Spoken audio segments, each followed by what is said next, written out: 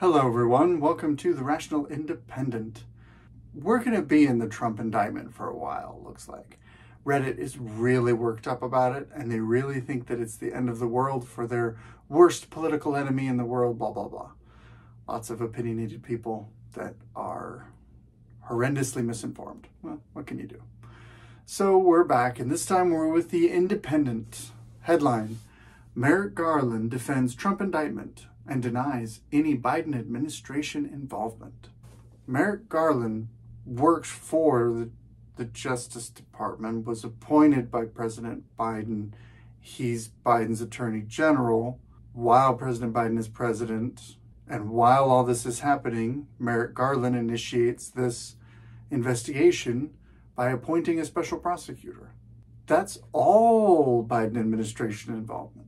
Now, whether or not that means that they're directly pulling Jack Smith's or Jack Kirby or whatever his name is, those special prosecutors' strings is immaterial. It's a silly headline because, of course, there's Biden administration involvement. Biden administration officials from the Justice Department are enacting this enforcement. They are pursuing this investigation at the direction of the Attorney General, who was appointed by President Biden. How is this a surprise to anybody? Whatever. Anyway, quote from Merrick Garland. As I said when I appointed Mr. Smith, I did so because it underscores the Justice Department's commitment to both independence and accountability, Mr. Garland said on the former president's indictment. You cannot have a commitment to both independence and accountability. Independence means freedom to act without constraint. Accountability means acting within the constraints put upon you by someone to whom you are accountable. If you are accountable, you're not independent. If you're independent, you cannot be held accountable. These are antonyms practically. But it sounds good when a politician says it. People say, oh, I like independence. I like accountability. I like my freedom. It's surface level language tricks, but there's a lot of that going on these days. There's a paragraph here that's representative of this, but the crux of it is very simple. Do you trust the institutions in America? Do you trust the FBI? Do you trust our intelligence agencies, our law enforcement agencies? Do you trust the regulatory bodies, the EPA? Do you trust them? Do you trust the IRS to act with integrity, to enforce the law evenly, to stay free of political bias or taint? If you do, you're probably on the left. You'll probably vote Democrat. If you don't, you're probably on the right. You probably are willing to consider voting for President Trump. That's the dividing line in our country. And the challenge of this is that this shifts generationally. I was born in the early 80s, and when I grew up, the idea was the FBI were eminently professional. They were someone to be looked up to. They were epitomized by the Untouchables, that Kevin Costner movie where he's going after Al Capone. These driven, moral men looking to enact the laws of our great country without bias or corruption. That may have been true in the past. That may still be true in certain areas of the country and within certain parts of the FBI, within certain layers of the bureaucracy. That may certainly be true. Just the same as I grew up in a time where being in the military was be all that you can be. It was being willing to give your life for your country and for your brothers in arms. It was willing to serve with honor and distinction, to sacrifice your own life for the freedom and the security of those around you. That's what it meant to be an American soldier. American soldiers historically were famous for the fact that they would go to a foreign country and wipe out the opposing army, restore civil society, and then leave. No other country in the history of the world spent blood and treasure for someone else's freedom and left them intact. We are unique. We are special. And the United States military was the pinnacle of that call to moral, virtuous civil service. Now look at the actions of our Department of Defense. Look at the actions of our generals. Look at the way that they incorporate diversity, equity, and inclusion. Look at the way they actively market to people who are challenged enough by their own life circumstance that normal life would be hard.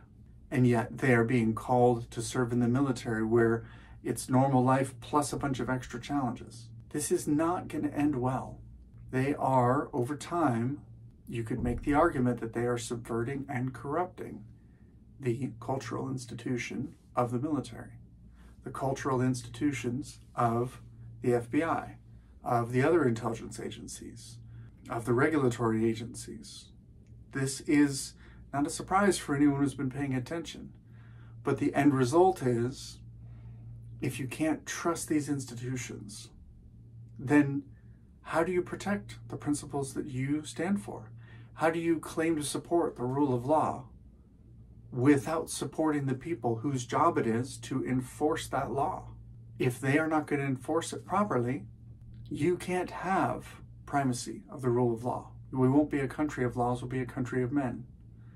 This is most particularly present in our society right now, in the integrity of our elections and in the integrity of our intelligence agencies, both of which appear to be corroded, corrupted, politically bent, and looking to support the establishment machine.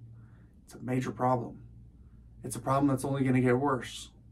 But when you look at the way President Trump is being treated, that's your dividing line. If you talk to someone who does not trust these institutions, they see the corruption, they see the worry, then they're going to side with President Trump on this because they're going to look and see someone being railroaded for political purposes. If you see someone who still trusts, rightly or wrongly, the cultural institution of the FBI, the Department of Justice, then they're going to be sympathetic and say, yeah, no, this is what law enforcement needs to do. It needs to find criminals wherever they are in society and enact our laws and punish them. And a perfect example is this quote, again, by Merrick Garland. The men and women of the United States intelligence community and our armed forces dedicate their lives to protecting our nation and its people. They should. I'm not sure they still do.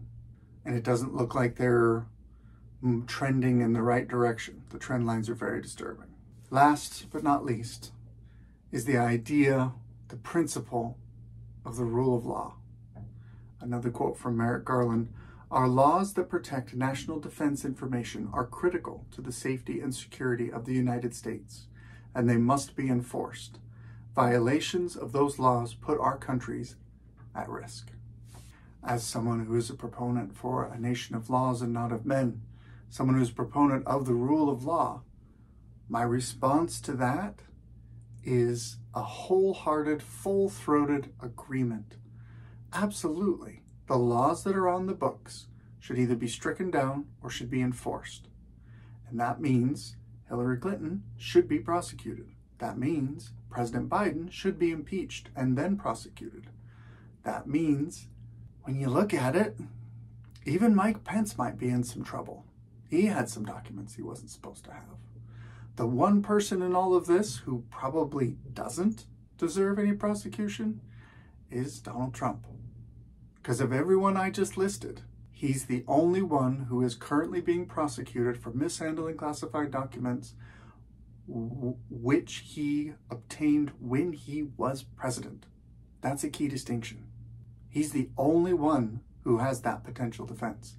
Every single other person I just mentioned does not have that protection of that authority, of the office of being president. So how on earth do we defend all of those who should be prosecuted and attack the one person who is least likely to be the troublemaker here, unless you're willing to admit that you follow a political bias, that you enact the laws not fairly, not fully, that you follow a political bent. And if you enforce the laws with a political bent, it's already game over. There's very likely no coming back from that. That's my Reddit rant for today. Good luck out there.